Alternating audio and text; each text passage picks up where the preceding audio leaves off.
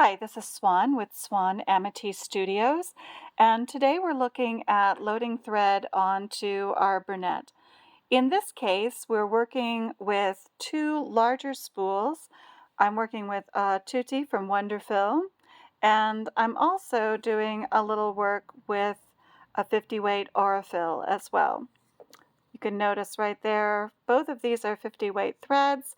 One of them is a 2-ply thread and one of them is a 3-ply thread, which accounts for the difference in the thickness that you see there. Even though they're the same weight, a 3-ply will always feel a little bit more obvious, and a 2-ply will always look just a little bit more subtle. Now, both of these are longer spools, and let's go ahead and load this Aurifil one.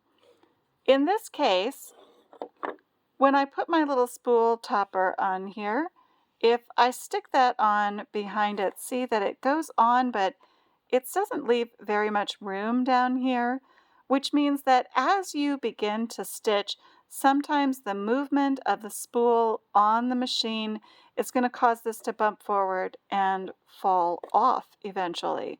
Then your spool is destabilized and you run into a little stitching problem as your thread comes off unevenly or your spool pulls forward. We're going to just take this little spool cap, turn it around, and put it on backwards. I'm going to lift up the spool a little bit and slide the spool cap inside of the spool. Now when I load my thread and stitch, the spool cap is much more significantly stable. There's more of the end of the piece here so that this is not going to fall off or destabilize while I'm stitching. We'll go ahead and thread the machine now, and we're ready to go.